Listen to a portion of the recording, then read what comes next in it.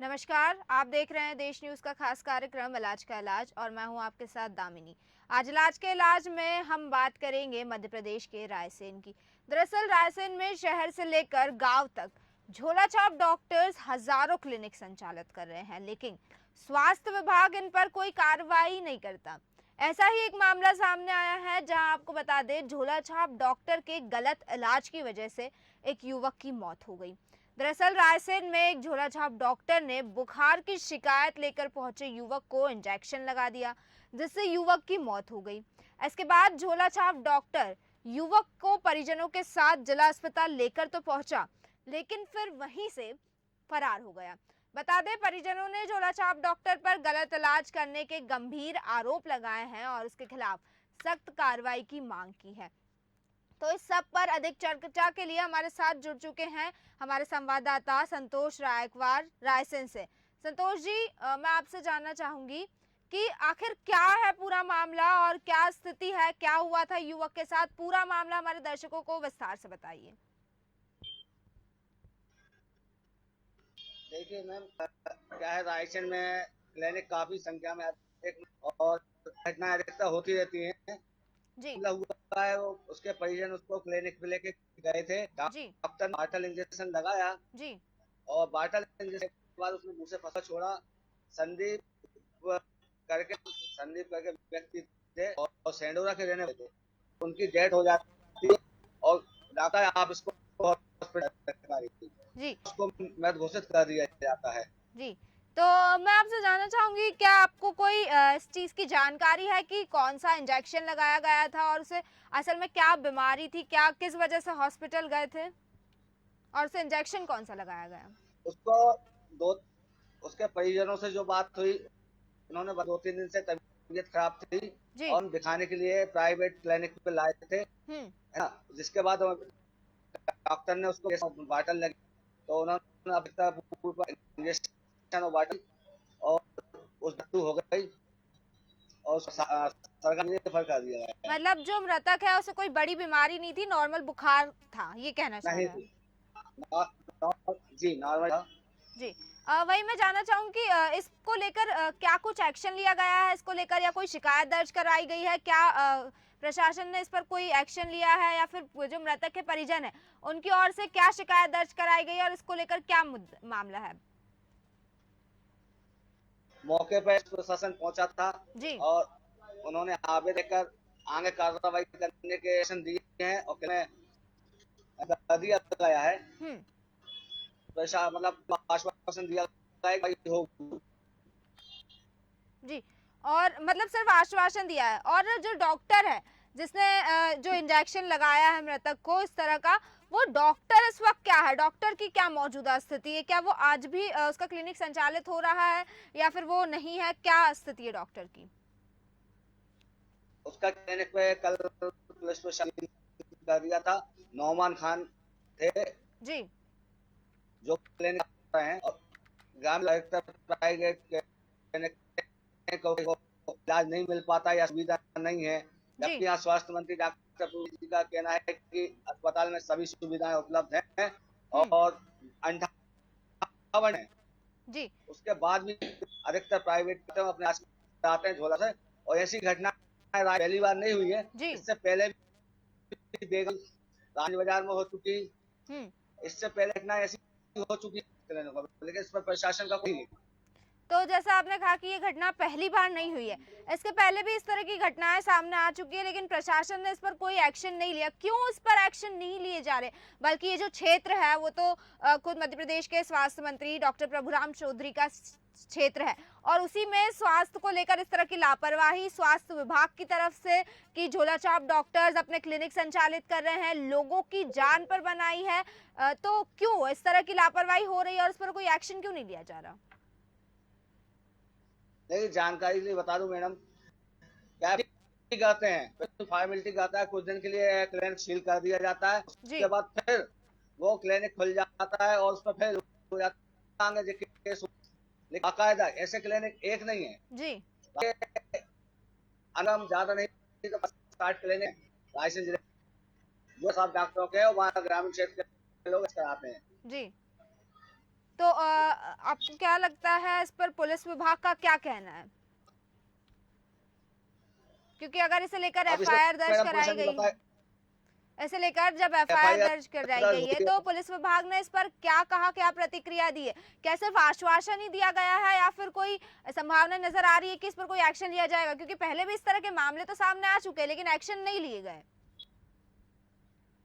Police ने तो अपनी कार्रवाई कर ली है, क्लिनिक है और उसने लिख ली है, हम्म। लेकिन उसके बाद भी जो स्वास्थ्य विभाग की होनी चाहिए कि ये क्लिनिक में दवाई होना चाहिए, उनको बंद रखना चाहिए या बंद करना चाहिए, या परमिशन है कि कितना इलाज इंजेक्शन वाटर लगाते हैं, उनको जो पूरी परमिशन दी गई। जी। तो इस पर जो मृतक के परिजन है उन लोगों का क्या कहना है? उन्होंने क्या मांग की है प्रशासन से? उन्होंने कोई मांग की है या क्या चाहते वो लोग?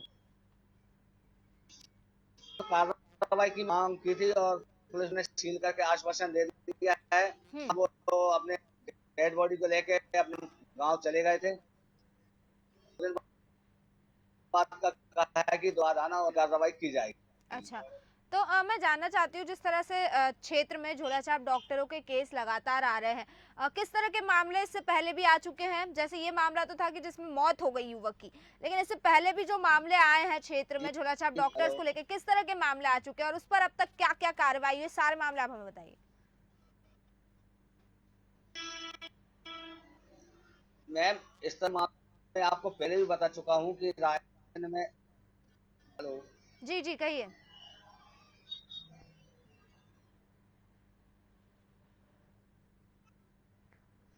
तो जैसे कि आप लोगों ने देखा कि इस तरह के मामले पहले भी आ चुके हैं, और क्योंकि डॉक्टर प्रभुराम चौधरी जो कि मध्य प्रदेश के स्वास्थ्य मंत्री है उसके एक बावजूद, हाँ, उसके बावजूद इस पर कोई एक्शन नहीं लिया जा रहा। हाँ जी कहिए संतोष जी। मैं 2020 में उपचुनाव जीत आए थे प्रभुराम चौधरी जी, उस बात सांची स्वास्थ्य मंत्री शेरबाजी रह चुके हैं। इस तरह की घटनाएं आना भी है और लगातार ये घटनाएं हो रही है, उसके बाद भी कार्रवाई की जा रही है। मंत्री पुलिस जी। शासन के द्वारा। तो संतोष जी, स्वास्थ्य विभाग का इस पर क्या कहना है? क्या प्रतिक्रिया है स्वास्थ्य विभाग की?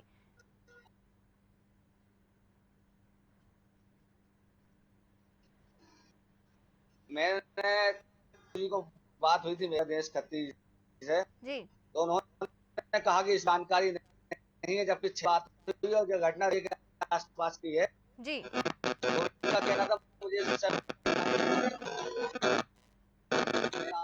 करूंगा। मैंने लगातार उनके संपर्क में बना हुआ था, अभी मैंने उनको कॉल किया, उनका कॉल आ ही रहा है मेरे पास जी। फिलहाल में, जी। और लाइन पे तो वो उनको इस विषय में जानकारी नहीं बताया है। हाँ, ये जरूर कहा है उनके खिलाफ एफआईआर हो चुके हैं, सलाम खान के खिलाफ एफआईआर हो चुकी है, पुलिस प्रशासन कार्रवाई करेगा, तो भी सख्त से सख्त कार्रवाई होगी। तो जिस तरह से देखा कि इस तरह का मामला सामने आया है, इस तरह की घटनाएं सामने आई है कि गलत इंजेक्शन लगाने से युवक की मौत हो गई है, तो वहीं इस पर हमारे साथ अधिक जानकारी के लिए हमारे साथ सीएमएचओ जुड़ चुके हैं रायसेन से, दिनेश खत्री जी। दिनेश खत्री जी, बहुत बहुत स्वागत है आपका।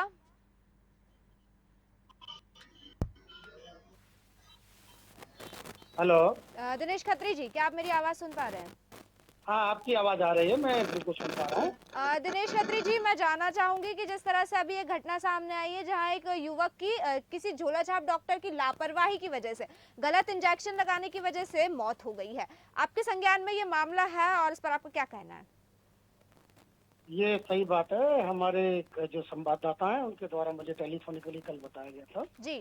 कि किसी कथाकथित एक झोला छाप हैं जी। और उनके यहाँ एक गए थे और उन्होंने इंजेक्शन लगाया था। जी। उसके बाद बोतल वगैरह लगाई होगी, उसके बाद उसकी हालत खराब हुई और वो अस्पताल में पहुंचे थे और शायद या रास्ते में ही कहीं डेथ हुई या फिर उनके वहीं पे डेथ हो गई। और उसका हम लोगों ने फिर पीएम वगैरह करवाया है और हमारे यहाँ की पुलिस भी बहुत संवेदनशील है और उन्होंने तत्काल उसका मर्ग कायम किया है जी। और उसके विरुद्ध कार्रवाई के लिए प्रस्तावित किया है। लेकिन सर इस तरह के मामले तो पहले भी क्षेत्र में आ चुके हैं। इस तरह के कई मामले क्षेत्र में आ चुके हैं जहाँ झोला छाप डॉक्टरों की लापरवाही की वजह से आम जनता को परेशान होना पड़ता है और इस तरह की चीजों का सामना करना पड़ता है। तो जब पहले से इस तरह के मामले क्षेत्र में आ रहे हैं तो क्यों निरीक्षण नहीं किया जा रहा? क्यों झोला छाप डॉक्टर्स की जो क्लिनिक है वो संचालित हो रहे हैं इतने ईजिली, क्यों उन पर रोक नहीं लगाई जा रही है? दामिनी जी, आपका प्रश्न बहुत ही अच्छा है। एक्चुअल में क्या है कि जो भी झोला छाप डॉक्टर होते हैं कदाकत वो किसी भी कमरे में एक अपना संचालित कर देते हैं। जब हमारी टीम जाती है और वो वहाँ पे छोड़ के चले जाते हैं, सब केवल कुर्सी रह जाती है और हम लोग उसमें कार्रवाई करते हैं तो हमें कुछ नहीं मिल पाता क्योंकि हमारे पास सबूतों के अभाव रहते हैं, फिर भी हम कार्रवाई करते हैं। दूसरा बिंदु ये है कि ये सच है कि ऐसे कथाकथित लोग हर गाँव में, हर मोहल्ले में हम लोग जाते हैं, रास्ते में मिल ही जाते हैं और हम लोग इसमें उन्हें हमेशा कार्रवाई करते रहते हैं।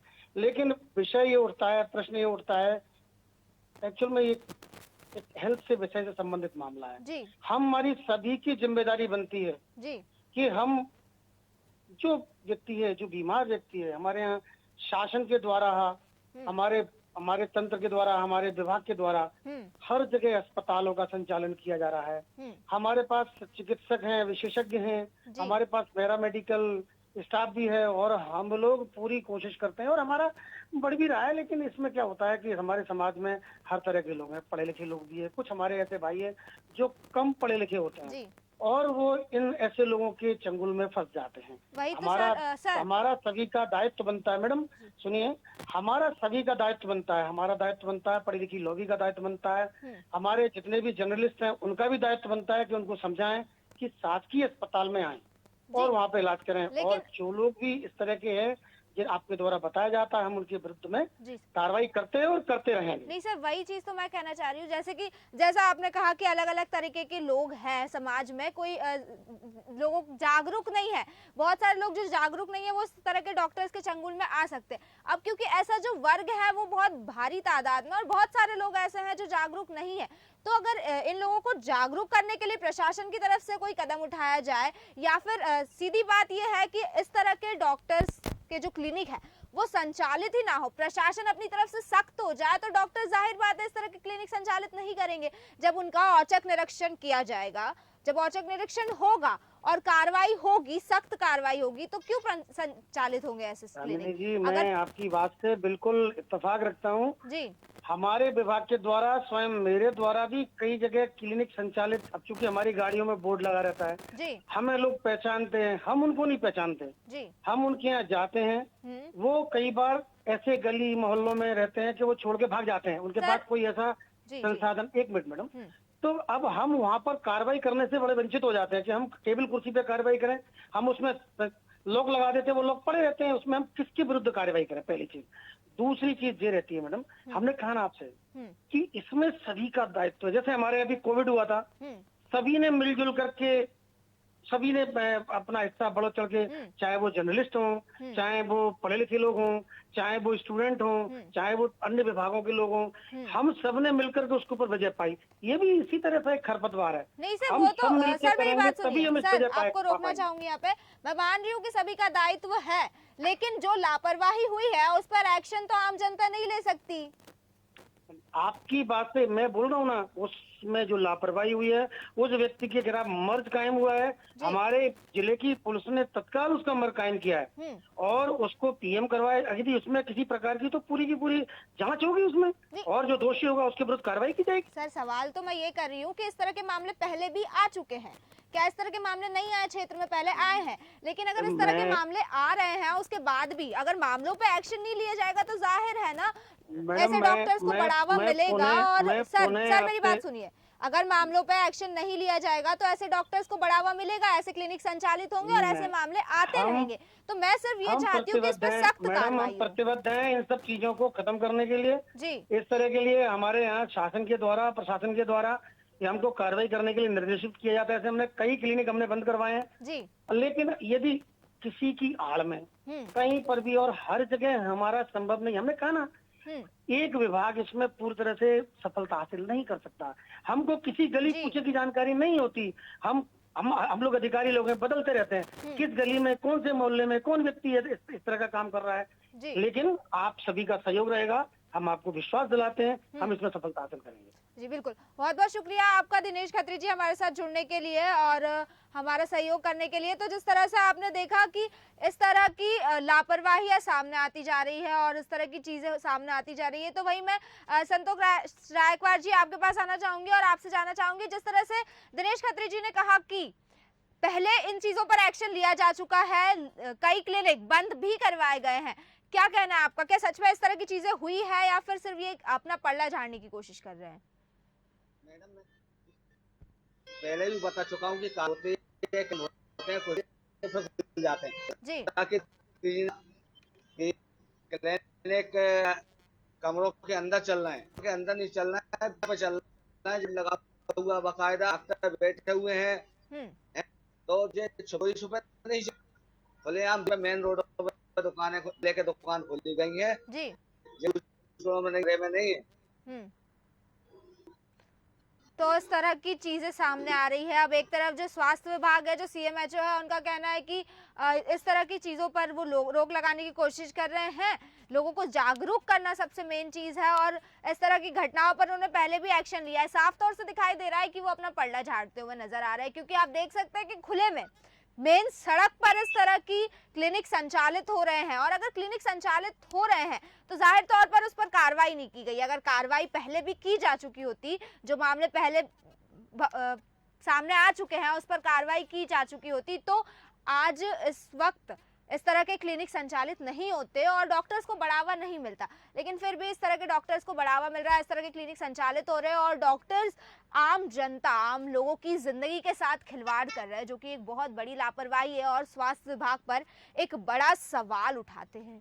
तो इस तरह से इस पर और अधिक जानकारी के लिए मैं आपको बता दूं, हमारे साथ मध्य प्रदेश के स्वास्थ्य मंत्री प्रभुराम चौधरी जी हालांकि आपको बता दें कि हम उनको जोड़ेंगे, लेकिन उसके पहले कोशिश है कि हम उनसे बात करें और हम उनको लाइन पे लाएं और उनसे जानकारी लें इस विषय में। लेकिन फिर से मैं वहीं संतोष रायकवार जी के पास आना चाहूंगी। संतोष रायकवार जी, आपसे जानना चाहूंगी, जो मृतक है उनके जो परिजन है, उनकी प्रशासन से क्या मांग है? मांग तो अभी उन्होंने नहीं रखी है, उन्होंने मुकदमा दर्ज करने का, तो आवे और आश्वासन दिया उन्हें जी प्रभारी राय से हुए थे पेपर पुलिस को, उन्होंने लगाए, उसको अभी दिया गया है और 2 समय दिया है, कार्रवाई की जाएगी। अच्छा, मतलब मृतक के परिजनों ने प्रशासन से सिर्फ शिकायत करी है और इसके अलावा और कोई मांग नहीं है? जी जी, तो जिस तरह से आपने देखा कि इस तरह की शिकायतें लगातार सामने आती जा रही है, वहीं मृतक के परिजनों ने इस पर शिकायत कर ली है। लेकिन सवाल ये उठता है कि क्या ये जो शिकायतें हैं सिर्फ कागजों में बंद होकर ही रह जाएंगी, क्योंकि जो पहले मामले सामने आए हैं जाहिर तौर पर उन पर भी शिकायतें हुई होगी। अब अगर शिकायतें हुई होगी तो एक्शन लिया गया होगा, अगर एक्शन लिया गया होता तो इस तरह की चीज अब दोबारा सामने नहीं आती। तो जाहिर सी बात है कि हो सकता है ये सिर्फ फॉर्मेलिटी के तौर पर किया गया और जो शिकायतें हैं वो कागजों में बंद होकर ही रह जाएगी।